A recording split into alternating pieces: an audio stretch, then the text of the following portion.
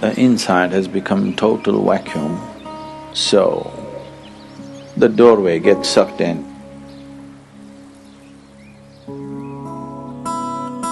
Another way of opening the third eye is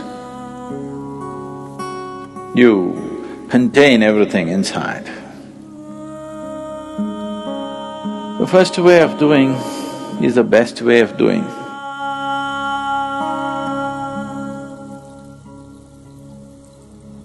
The most significant aspect of Shiva is that he opened his third eye. All the other things, he danced, he meditated, married twice, did so many things, that's not the thing. He opened his third eye. It's only for that we remember him even today. For that, even today, after thousands of years, we still bow down to him. Because there is no substitute for knowing. There is no substitute for knowing means. And there is no way to know unless your perception goes beyond your present levels of perception. Unless your ability to see is enhanced beyond its present limitations, there is no way to know.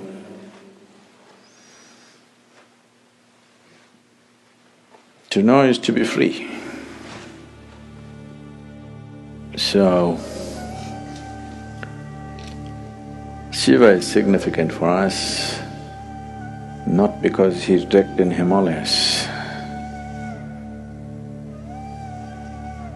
not because he played with snakes, not because of this or that, because he opened his third eye. He perceived what most human beings fail to perceive. What is unseen for a large segment of humanity became a normal part of his vision. That's what third eye means. So people say, when Shiva opened his third eye, it was a fiery process, fire came out of it. Why they're saying fire is because within himself, he burnt everything that he thought mattered to him. He became like a fire chamber, like a kiln, that within himself he burnt everything that can be burnt. And then from every pore of his body, instead of sweat and blood coming, ash came out. Why? Shiva is always depicted as ash smeared. He didn't go about smearing ash. Ash came out of his pores.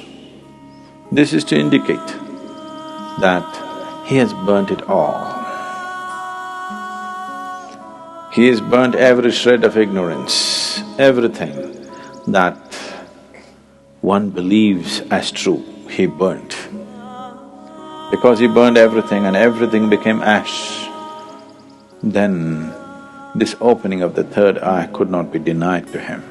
When it opened, people saw fire because the inner chamber was burning. There are two ways of opening the eye.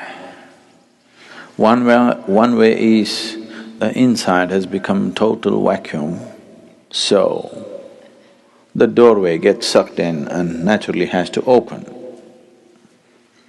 The doorway becomes limp and falls inward because there is nothing. He simply burnt not only his thought, not only his emotion, not just his relationships and possessions, he's just burnt his very being. The individual being is completely burnt out and there's a total vacuum, so the door fell inward and it's open.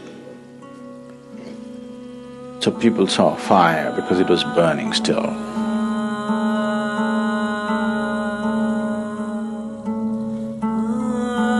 Another way of opening the third eye is you contain everything inside. Everything is contained. You did not find any expression for your thought, any expression for your emotion, any expression for anything. You could not even utter a word. See, if you remain silent for 4 days, on the 5th day, you feel like singing suddenly.